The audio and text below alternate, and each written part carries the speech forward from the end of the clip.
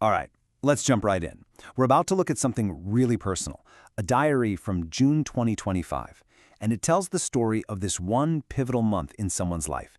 It's really about that feeling, trying to build for the future when today feels, well, pretty fragile. And this quote right here, from the very first day of the month, it just hits you. It sets the stage for everything we're going to talk about.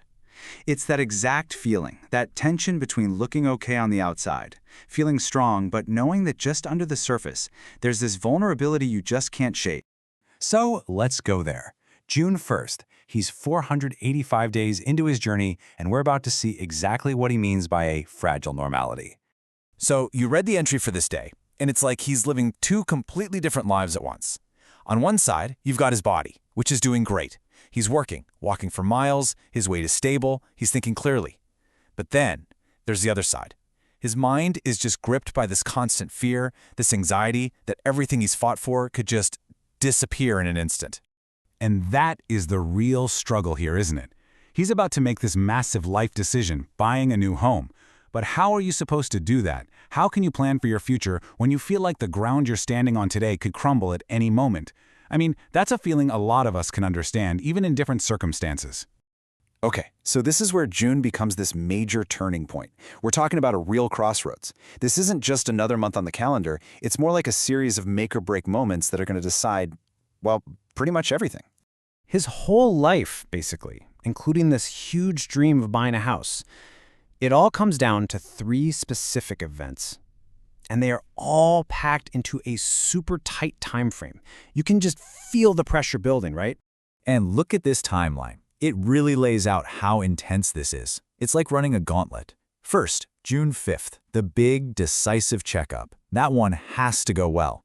Then, June 11th, he's getting crucial vaccinations. And get this, that's just one day before he's supposed to finalize the house purchase on the 12th.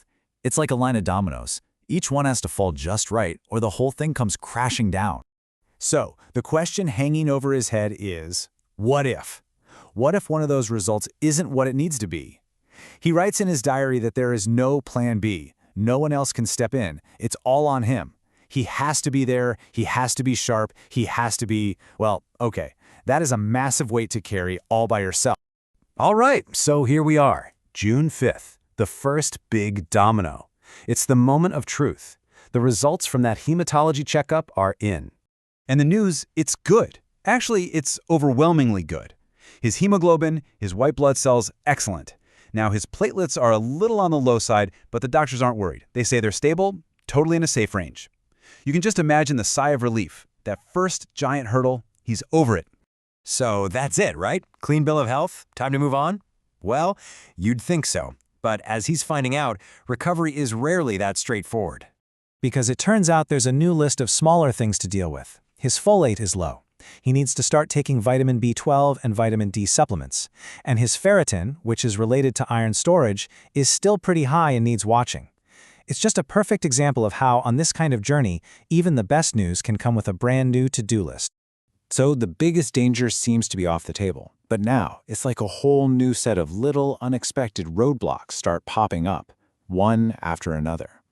Take that vitamin B12 thing. The doctor says, look, we need to get these levels up, because if you don't, it can lead to some pretty nasty stuff later on. We're talking serious fatigue, nerve problems, even issues with your bone marrow. His case isn't severe or anything, but it's one of those things you have to get on top of right away. And then, of course, this happens. He goes to the pharmacy to pick up the prescription, and they don't have it. Not just that pharmacy, but it's unavailable everywhere until the end of the year because of a shortage. I mean, can you imagine how frustrating that is? You clear this massive medical hurdle, and you get stopped by a simple supply chain issue? But here's the thing. He doesn't let it get him down. He doesn't let it stop him. He gets right on the phone, calls his doctor, explains the situation, and gets a new prescription for a different supplement that is available. And just like that, in about 24 hours, problem solved. It might seem like a small thing, but it's a huge win. It's about taking back control in a life that has felt so out of his control for so long. Okay, now we're at June 11th, the day before the big signing. He gets his next 2 vaccinations, the second domino falls. And thankfully, no side effects, no issues at all. It's another small victory, and the path is finally clear for the last big step. So, the medical worries are quieted down, the pharmacy problem is solved, the stage is officially set. This is the moment the entire month, all that stress and anxiety has been leading up to. And on June 12th, he does it. He signs the deed, it's official. He owns a new apartment. I mean, wow. After everything, all the planning, all the worry, all the fighting, he has this tangible, real thing that says a new chapter is starting, right now. But this isn't a fairy tale, and there's no simple "and they lived happily ever after." Instead, he ends the diary entry for the month with this beautiful, honest reflection. He knows he's won a major battle, but he also knows the journey isn't over. It's all about finding that balance, walking that line between everything he's already overcome and everything that could still go wrong. And really, that leaves all of us with a pretty powerful question to think about, doesn't it? This whole diary, it's so much more than just one person's story. It's about something we all face. How do you build a future? How do you make plans and chase your dreams, while being deeply aware of how fragile the present moment is? It suggests that maybe real strength isn't about being certain about tomorrow. Maybe it's just about having the courage to keep moving forward anyway.